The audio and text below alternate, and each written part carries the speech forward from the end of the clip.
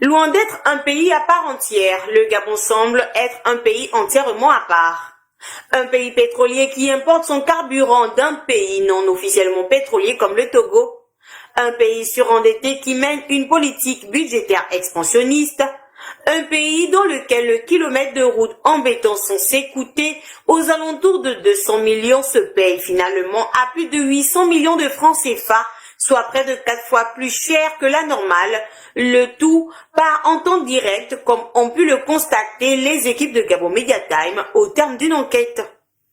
La préservation, l'embellissement et l'amélioration du patrimoine routier national est une préoccupation économique majeure pour la plupart des pays africains et le Gabon en particulier qui doit faire face à un déficit criard en la matière.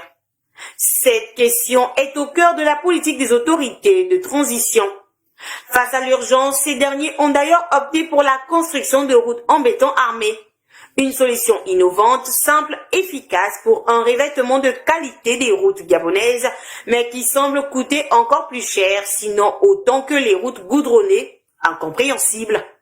En effet, alors que des experts contactés par nos soins évoquent un montant autour de 200 millions de francs CFA pour 1 kilomètre de route en béton, ce qui justifiait l'attrait pour ces routes, en plus d'avantages pratiques tels que leur surface lisse et uniforme, assurant une conduite confortable, une rigidité synonyme de stabilité et de durabilité, combinée à la possibilité d'intégrer des matériaux recyclés, comme évoqué par les experts de ce type de revêtement. Un document parvenu à notre rédaction évoque plutôt un montant autour de 800 millions de francs CFA, un coût rédhibitoire. Signé par l'ancien DG BFIP, Aurélien Minsa-Minguema, ce document présente en effet un devis validé de 7,137 milliards de francs CFA pour des travaux d'assainissement et de chaussée pour à peine 10 km de route dans la zone d'Omboé. Plus étonnant encore, ce montant a obtenu le quitus d'exécution alors qu'il a été passé par entente directe. Un marché de gré à gré qui s'ajoute aux 189 marchés passés par entente directe pour près de 264 milliards de francs CFA en 2023, qui confirme les difficultés du gouvernement à mettre en œuvre une stratégie visant à privilégier les appels d'offres au détriment du gré à gré, souvent source de corruption, comme le martelait pourtant le chef du gouvernement Raymond Donsima en janvier dernier.